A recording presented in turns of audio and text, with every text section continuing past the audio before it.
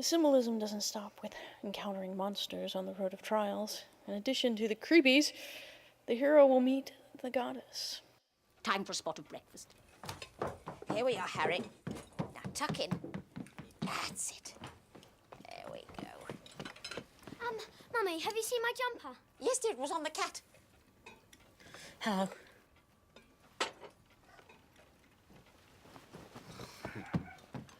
What did I do? Ginny, she's been talking about your summer. Bit annoying, really. The goddess, as feminine, represents life.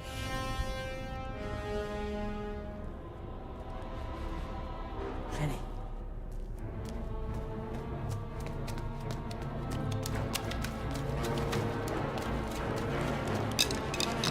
Jenny.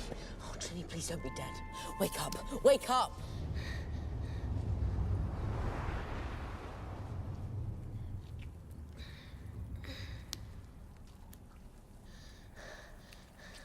Jenny. Harry, it was me. But I swear, I didn't mean to. Riddle made me. And... Harry, you're hurt. Don't worry. Ginny, you need to get yourself out. Follow the chamber and you'll find Ron.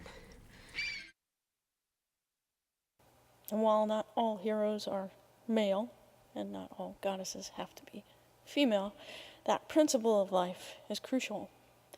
And meeting her represents the hero's mastery of life. Bring people together. Take my hand. Close your eyes. However, if the hero meets the goddess too soon along his journey, she can become a temptress if he's tempted to stay with her instead of completing his destiny.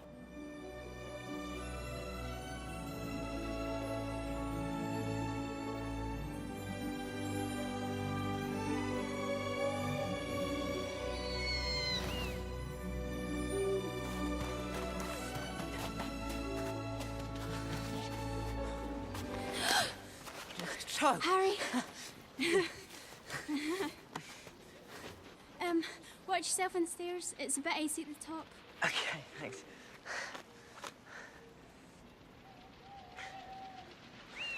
Cho? Yes? Well, I just wondered if you... I just wondered if maybe you want to go to the ball with me? Sorry, I didn't catch that. I was just wondering if maybe you wanted to go to the ball with me. Oh, Harry, I'm sorry, but someone's already asked me. And, well, I've said I'll go with him. Okay, yeah, great. Fine, no problem. Okay, good. Harry! I really am. Sorry.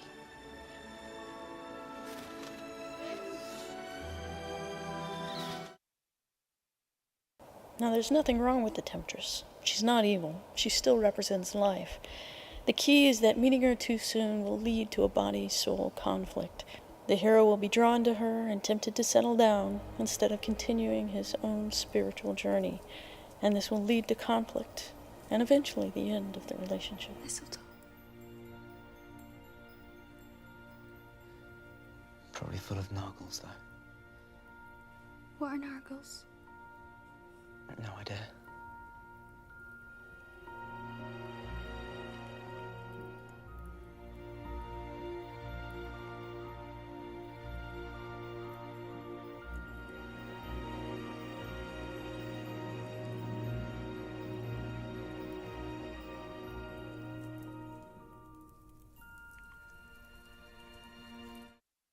A second vital encounter that happens towards the end of the hero journey is when the hero returns to the Father.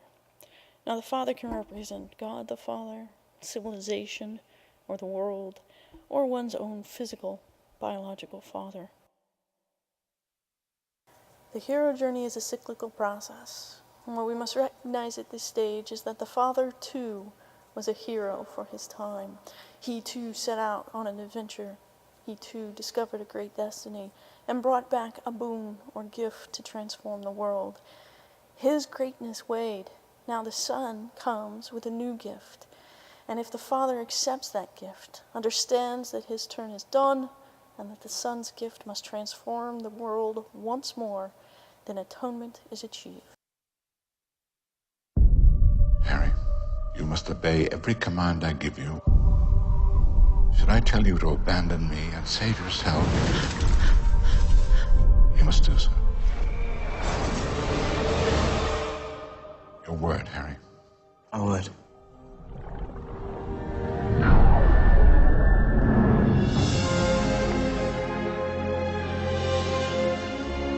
You know, at times, I forget how much you've grown. At times, I still see the small boy from the cupboard. Once again, I must ask too much of you, Harry. I don't need luck. I'll be with Dumbledore. He takes him onto these dangerous trips. Merlin's beard! Harry, I'd like you to meet Horace Slughorn. Memory is everything. Without it, we leave the fate of our world to chance. It's the final clue how to destroy Voldemort. Now get out of here at once! That was fun. This story is particularly about what Harry's learning from Dumbledore. This was a different kind of magic. Very dark, very powerful. What we're seeing in this film is Dumbledore preparing Harry for that ultimate battle. This time, I cannot hope to destroy it. Whatever happens, trust me.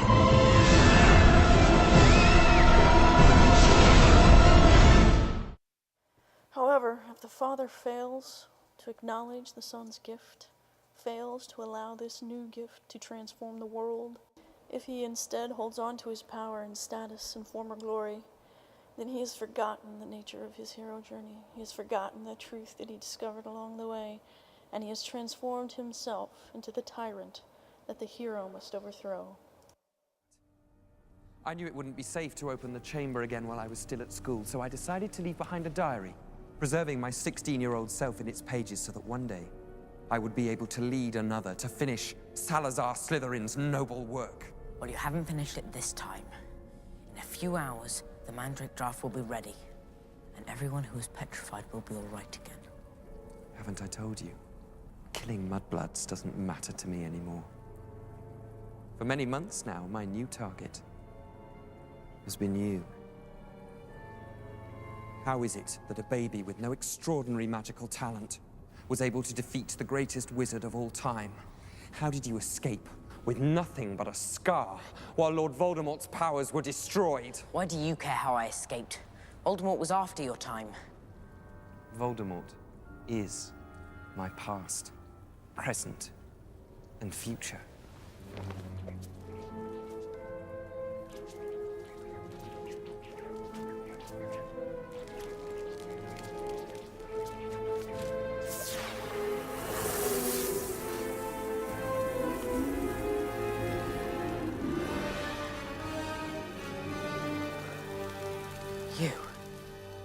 You're the heir of Slytherin. You're Voldemort. Surely you didn't think I was going to keep my filthy Muggle father's name? No.